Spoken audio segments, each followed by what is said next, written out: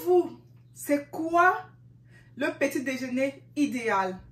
C'est ce que nous allons voir dans la vidéo d'aujourd'hui. Je vous prie de pouvoir rester scotché et de surtout partager cette vidéo aux membres de vos familles, à vos proches, parce que je vais déconstruire ce que vous avez dans votre esprit. Donc, restez jusqu'à la fin de cette vidéo.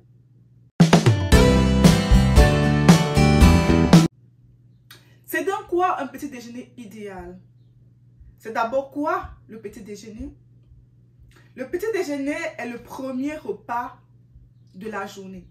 C'est-à-dire que je peux décider de pouvoir le manger à 8 h ou à 9 h ou à 10 h. Chez certains, c'est à midi qu'ils mangent pour la première fois. Et c'est ça qu'on appelle le petit déjeuner, qui est le premier repas de la journée. Qu'en consiste ce repas? Ce repas consiste à nous donner de l'énergie pour pouvoir vaquer à nos différentes occupations. Pour ceux qui travaillent, ils doivent manger pour aller au travail parce qu'ils ont besoin d'énergie. Pour ceux qui vont à l'école, ils ont besoin de manger pour pouvoir aller à l'école. Mais voici où se trouve l'erreur. Beaucoup de gens se trompent en prenant un petit déjeuner extrêmement riche en sucre, tel que du pain raffiné, parce que lorsque vous mangez ainsi, cela entraîne un pic de votre insuline et après un certain moment, vous allez entrer en hypoglycémie, vous allez avoir un manque d'énergie et vous aurez encore envie de manger. Et c'est pour ça que beaucoup de gens se retrouvent en train de manger tout le temps. Or, si vous mangez tout le temps, alors vous allez solliciter tout le temps votre insuline qui, après un certain nombre d'années, va entraîner une résistance et donner ce qu'on appelle le diabète de type 2.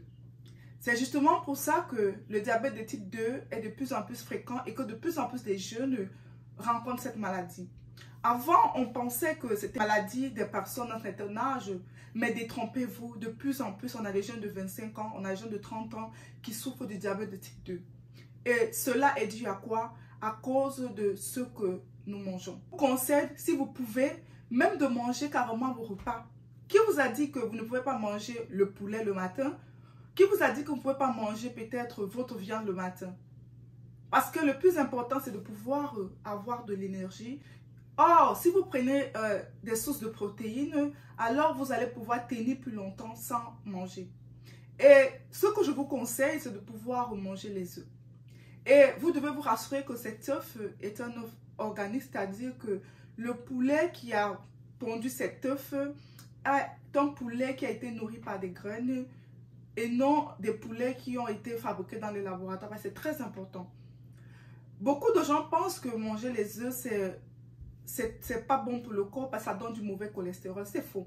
C'est la façon dont vous mangez cet œuf-là qui n'est pas bonne pour vous. Et beaucoup de gens font les omelettes avec des huiles qui sont toxiques en fait et qui sont très inflammatoires et qui donnent justement ce mauvais cholestérol. Vous devez comprendre qu'on a deux types de cholestérol. On a le LDL cholestérol qui est le low density lipoprotein qui est le bad cholestérol et on a le HDL cholestérol qui est le high density lipoprotein qui est le bon cholestérol. Et que sans le cholestérol, il serait impossible pour vous de pouvoir sécréter les hormones sexuelles telles que la testostérone parce que le cholestérol est un précurseur de la testostérone. Le problème, c'est la façon dont vous mélangez. Vous ne pouvez pas mélanger du gras avec du sucre. Là, c'est toxique pour votre corps. Donc, je vous conseille de pouvoir prendre du bon gras, tel que les avocats. Prendre votre salade riche avec l'huile d'olive extra pressée à froid, parce que vous devez faire très attention à la qualité de l'huile d'olive que vous achetez.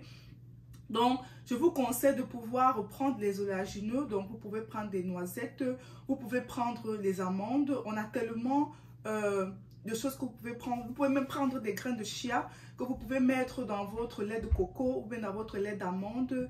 Mais je vous en prie, restez loin justement du lait de vache ou bien de tous les laits qui sont remplis de sucre. Si vous voulez acheter du lait, que vous voulez boire du lait, prenez de lait sans sucre et achetez votre stevia. Vous mettez 1 à 2 gouttes dans votre lait d'amande ou dans votre lait de coco. Mais je vous en prie, restez très loin du sucre parce que plus que vous consommez sucré, plus vous allez crever plus facilement et vous aurez envie de manger. Donc, en résumé, un bon petit déjeuner est un déjeuner qui est pauvre en sucre. Et ce déjeuner, vous pouvez consommer des œufs parce que c'est un aliment complet. Mais faites juste attention à ne pas utiliser des mauvaises huiles pour pouvoir faire vos omelettes. Ou bien prenez vos œufs à la coque et ne faites pas trop cuire le jaune parce que lorsque vous faites trop cuire, alors vous perdez tous les éléments nutritifs de ces œufs. Ce que vous devez faire, c'est prendre les avocats. Donc les avocats, c'est assez rassasiant et c'est une très bonne source aussi de gras. Vous pouvez prendre vos salades. On a plusieurs types de salades. On a la salade romaine, on a la salade de choux, on a la salade aux épinards. Vous pouvez prendre vos concombres. Il y a tellement de variétés de salades que vous pouvez prendre. Vous pouvez mettre un peu de votre poisson. Vous pouvez mettre le saumon par exemple, vous pouvez mettre du thon par exemple, vous pouvez mettre du poulet par exemple dans votre salade pour pouvoir vous permettre de pouvoir être rassasié et prendre justement un peu de vos noix et accompagner de cela avec votre tasse de thé ou bien votre tasse de café ou bien votre tasse de lait d'amande ou bien votre tasse de lait de noix de coco. Surtout si vous voulez prendre un sucre, je vous invite à pouvoir prendre la stevia en liquide que vous pouvez mettre un peu dans vos liquides, mais ne prenez pas le sucre de canne. Le miel aura un impact sur votre insuline alors que la stevia n'aura pas d'impact sur votre insuline. Donc faites-moi savoir en dessous de ces commentaires si vous avez appris quelque chose, quel petit déjeuner prenez-vous souvent, est-ce que vous avez bénéficié de cette vidéo et surtout partagez avec vos proches pour pouvoir les édifier parce que je suis là pour pouvoir donner les tips pour vivre longtemps et en bonne santé et être loin justement des maladies chroniques parce que la prévention reste la clé pour pouvoir bénéficier d'une santé parfaite. Merci de m'avoir suivi. À la semaine prochaine. Bye.